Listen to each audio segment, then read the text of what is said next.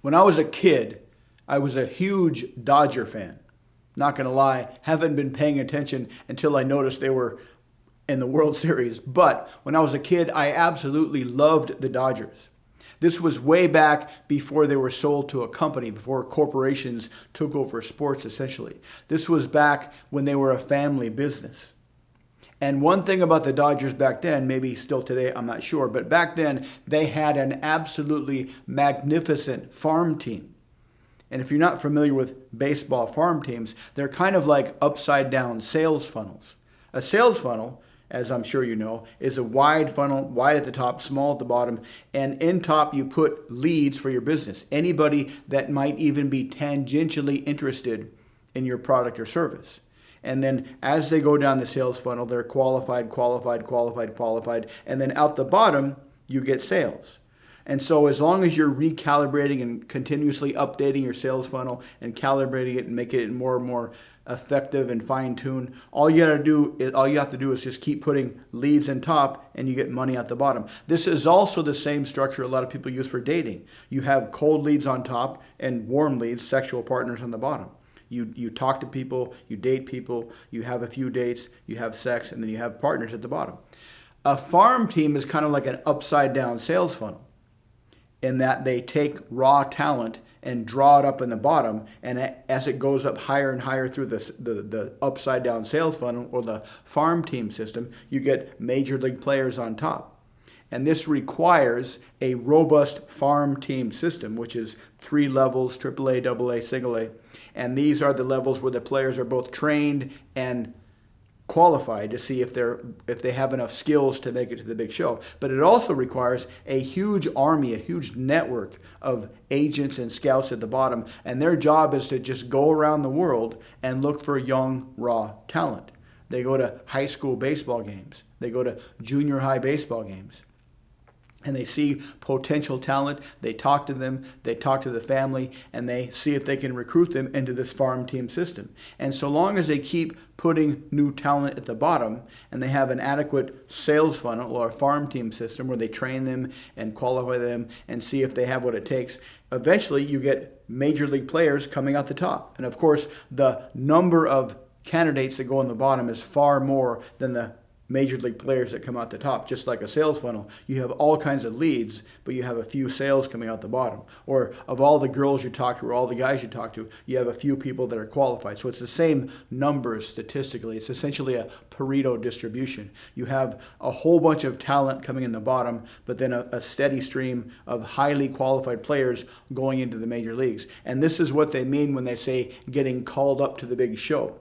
You finally demonstrated your talent, you've gone through the training, you have what it takes, and then you get called up to the big show. And this is how they fill their major league teams. Of course, there's other ways to get players. You can get previously cultivated players that have already played from other teams, or it's in rare cases they find a player, a high school player usually, that is so talented they go straight to the major leagues. But for the most part, this is how they feed their major league team, is this massive upside down sales funnel, and they put people through the funnel and they get high quality players up on top.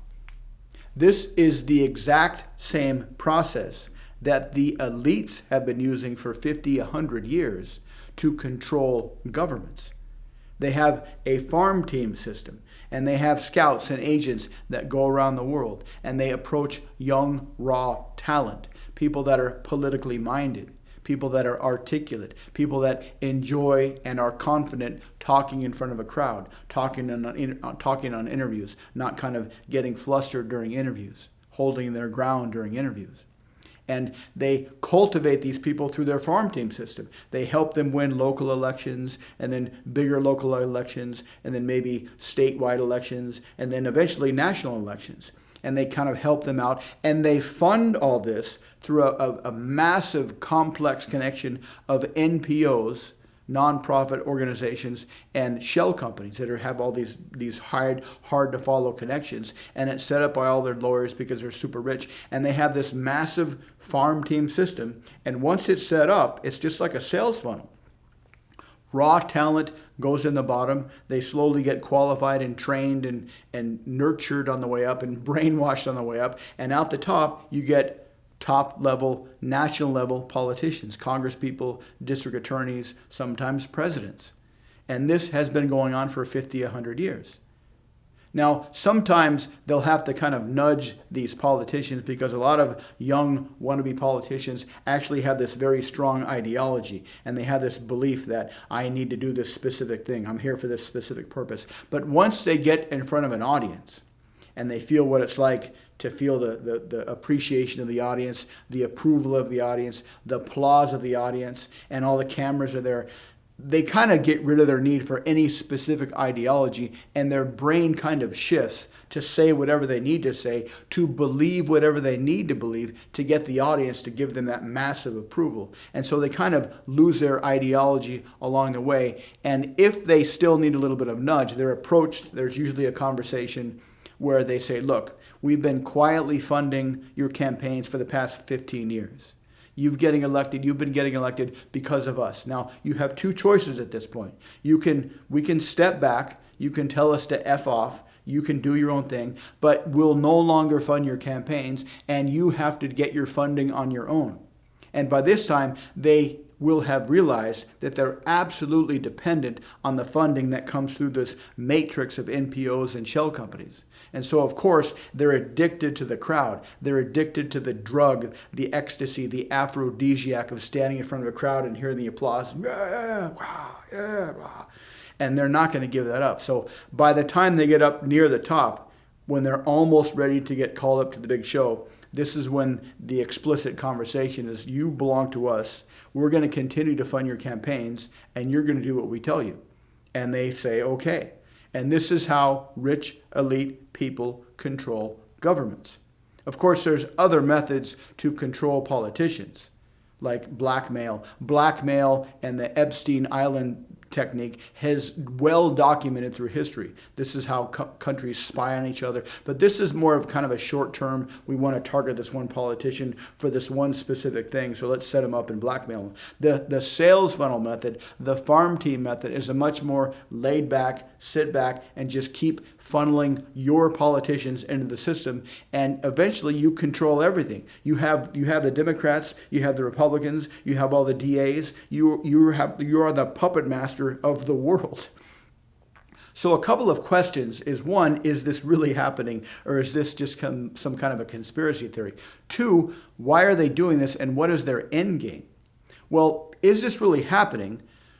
Whenever you have an opportunity for somebody to gain power, generally speaking, people will gain power, especially if it's easy and it's legal.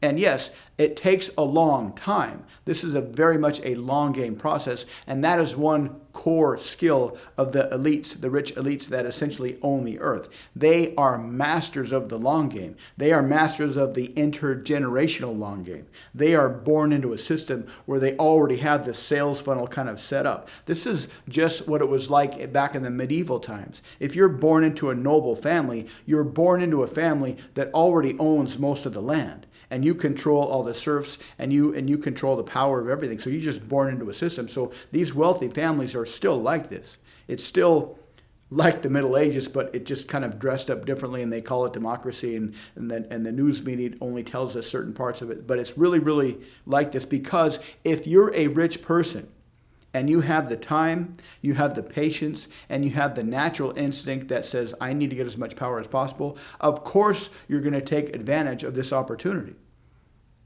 Nobody's going to not do this because it's the wrong thing. Because anybody that has that kind of moral fortitude that says, I'm not going to do that because it's the wrong thing, that's not the kind of person that's going to be part of a super rich family that's been trillionaires for generations. So it's very likely that this is happening simply because it's possible, it's legal, and it's not that complicated. The second question is, why are they doing this? What's their end game? Why do they want to take over the world? Do they have a plan for the world? What's their end game plan for the world? Well, consider that the desire for power is the most ancient, the most powerful instinct in primates, not just humans. We are strictly hierarchical monkeys. We live in a hierarchy, and the higher up you are in the hierarchy, the better life is. So all these monkey people, even before we were humans, are programmed with an instinct that says, get up the hierarchy as much as you can. Do whatever you can to get as high in the hierarchy as you can. That is the prime directive of human life. And so that's a very, very powerful instinct. The two second most powerful instincts are sex and food. Modern desire for money. Money is kind of a proxy for all three of these in all kinds of convoluted and complicated ways. Money is a proxy for food, for sex, and for power. It's involved in all three. But you take money out, and the ancient instincts that we have are food, sex, and power. And if you think about sex, why do people have sex? Do people have sex because they have a specific outcome in mind? Do they have a long-term plan? No, we have sex because it feels good. Why do we eat? Do we eat because we have a specific plan in mind? Maybe if you're an athlete, maybe if you're on a specific diet, but most people eat because it feels good. It feels good, and we tell ourselves, well, I need to eat to live and stuff, but we eat mainly because it feels good. Similarly, these people that have this massive desire for power, they do it because it feels good. They don't really have a long game plan except to get more power. Now, a lot of people have this idea that once you get to a certain level of wealth, of power, you should stop because that's just too much. Why does one person need all that power?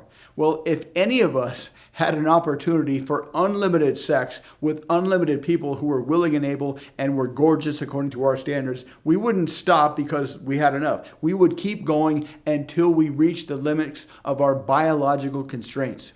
We would keep having sex until we couldn't have sex anymore. Similarly, this is how most people eat. We keep eating until our biology tells us to stop. But the problem with power is that there are no biological constraints. There's nothing internal that says stop getting power. Power is a pure emotional thing, and there are no constraints to the drive for power. Sex and food have internally built-in constraints, so we don't have too much sex and we don't eat too much. Our body tells us to stop. Our body makes us stop. Our body won't allow us to continue. But power has no biological constraints. And second, the thing about power, in that it's different from the other two, is that power can directly create more power. Sex doesn't create more sex. It can allow for more sex kind of in a roundabout way, like when you're having sex, you're more confident, you meet more people, you have more sex, success breeds success kind of thing. But sex on its own doesn't directly create more sex. You don't have sex with someone and poof, there's another sexual partner right there. Similarly, eating food doesn't generate more food. You don't take a bite out of your cheeseburger and then see a poof, another cheeseburger pop up next to you. But power directly creates more power. Power creates power, and it creates this power loop that keeps getting more and more power, and this is how all societies collapse. They start off with a very wide hierarchy, but as it goes on, as people that can game the system figure out how to game the system in their favor, the power starts getting sucked up to the top, and pretty soon you have something like we have today, a very, very, very tight, narrow at the top, in a wide base, like a super, super tight, narrow band of rich people, and then a massive wide base of poor people at the bottom. And this is what happens as societies collapse, and then it gets unsustainable, it just falls apart. So this is where we are right now in the world. This is our world. This is the way the world works. So the question is, or the question might be, how do you respond to this? The way I see it, there's three ways. The first way is to just shrug your shoulders and say, well, there's nothing I can do about it, and just go on with your life. A second way is to get angry. And why is this? This is unfair. They're cheating, and fight against the system. You can do that. That's certainly an option. But for me personally, I think that's a waste of time because that takes a lot of energy. You're wasting a lot of energy getting angry at the system when you could use that same energy to improve your skills, to use that same energy to improve whatever skills you want, to make more money, to be more persuasive, to be more charismatic, to better enjoy your life, and just forget about the people on top. Because it's always this way. It's always been this way. It will probably always be this way. But the third option is the one I like the most, and that is to realize why this is the way it is, and this is the way it is because of our deep and ancient human instincts. The way society is organized today even though it's a modern technical information society, is still because we are monkey people. We are hunter-gatherers living in this massively complex society, and we still crave power. We still crave the things that monkey people do, that primitive hunter-gatherers do. And if you understand human nature, if you understand and accept and even appreciate that this system is driven by our deep and ancient human nature, and you understand what that nature is, you can manipulate human nature in your favor.